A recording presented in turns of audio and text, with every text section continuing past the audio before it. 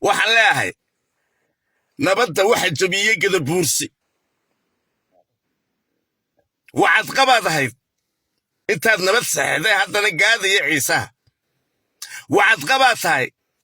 انت ضلت قالمس اساقت هاي اون او اوغولين دغخا انو هوس غدو دول aanad lahayn oon ilaahay ku siin ayaa doonaysaa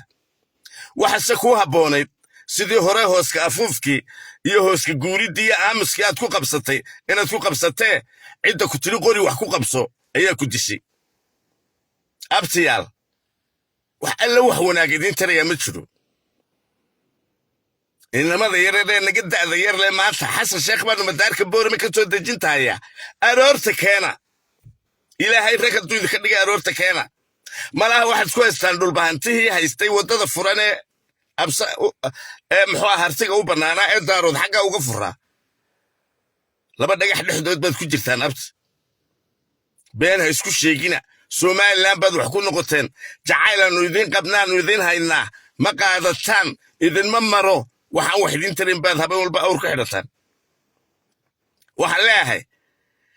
ragga intay dagaal qaadeen haddana yidhi maxaa lanooga qaban waaye ciise somaliland diyaaru ma aha inay shacabkeeda la dagaalanto ciidanka qarankuna xaaraan buu ka yahay inuu shacabkiisa toogtoogto haddaad doonaysaan in ciise la idiin toogtoogto taasi caqli ay ku jirtaa ma jirto haddaad doonaysaan inaad eryataan ciisoon idiin raacno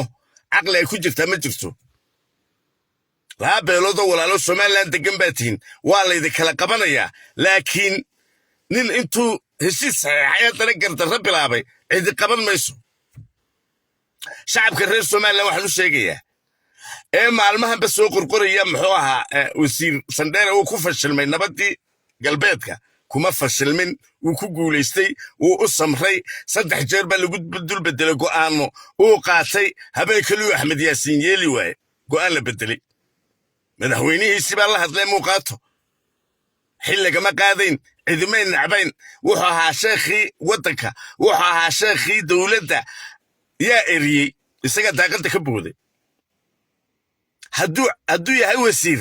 go'aan ka yimaadba sidaa sandheere ayuu qaadan lahaa laguma qaban karo buugga ciise waa lagu qaban karaa buugga ciise laguma qaban karo buugga ciise maxay tahay taas wax u gadamsan baa jira wasiirka iyo hawshii dhacday wuu ku samri lahaa wasiirku hawshiisana wuu sii wadan lahaa waxaan leeyahay iminkana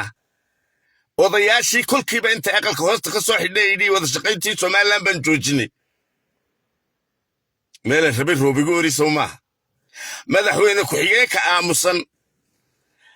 ee jecel isku jabka dadka ee jecel meel aan jirin in la tago waad ka wada socotaan isaaqa inuu xukumo xidhxidho wuu jecel yahay madaxweyne ku-xigeenku maxamed abiib iyo maydhana inuu xidhona ma oggola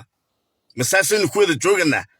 masaasaa qaran lagu matelayaa masaasayni saami ku tirsanaysaan wax saamiyo idinka maqan ma jiro balaayaa idinka maqan balaayadiina waa idinkaa sacabka u tumay ilaahay baan ku dhaartay inaydan laba meelood naga wada qaniiniin tii horena waad ku jabteen oo waad siyaad barraad noo raacdeen waxaad ku qabtaan idinkoona jirin maantana xamar baad sacab u tumasan oo dhaawiciinni aad geysateen oo aad maantana inamadiinnu na leeyihiin madaarka booramaannu ka soo dejinaynaa ma ciisaannu idiin laynaa oo madaxa ka toogtoogannaa idinkoo doontay ma jiro ciise ka soo gudba xuduudda dadka been ha u sheegina waynu wada joognaa meesha waxaan leeyahay madaxweynaha somaliland runta ka sheeg arrinka wasiir sandheerana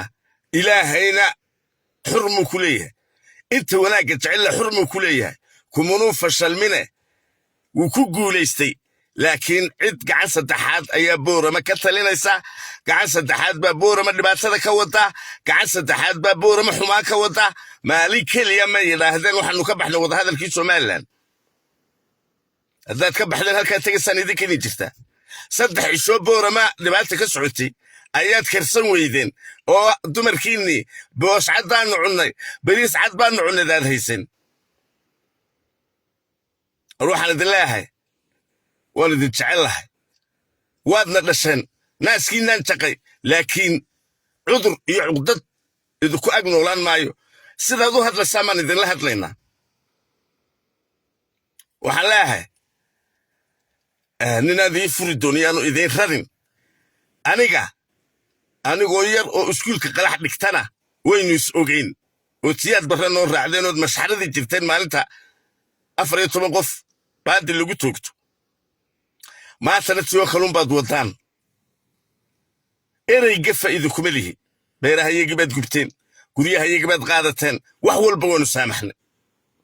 haddana maxamed abiib wuxuu maalin walba idinku yidhaa esanan baa waxa suuqday isaaq baa waxa suuqay saami iyo saamidu ka sheekay ina kare baalishlehe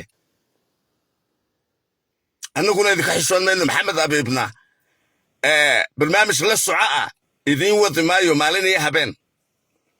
waxaan leeyahay ku soo gabagabaynaya madaxweynaha somalilan arrinta u dhug yeelo somalilaannimada madaxweyne ku-xigoonkaagu somalilan ma aha xukuumaddaada ciddaan somalilan ahaydna ka saar wixii wax kuu qabanaya magacaabo shacabka somalilanna waxaan leeyahay waa ninka idiin xeeraya ninka idiin holhoolaya kala garta jacaylaan lagula wadin wakhtigaaga iyo luman samaroon jacaylkeen lagu mari waaye waxay yeelayaan ha yeelaan ha goostaanoo etoobiya ha ku darsadaan xamar intay gooyaan ha ula tagaan waxay doonayaan ha samaystaan laakiin annaga maalin walba tay rabaanna marin maayaan wasiirka arrimaha gudahana hambalyo iyo bogaadin baan hawada u marinayaa waanu guulaystay shacabkuna waa inuu taa fahmo wabilaahi tawfiiq alla cabdi ila reediyo halgan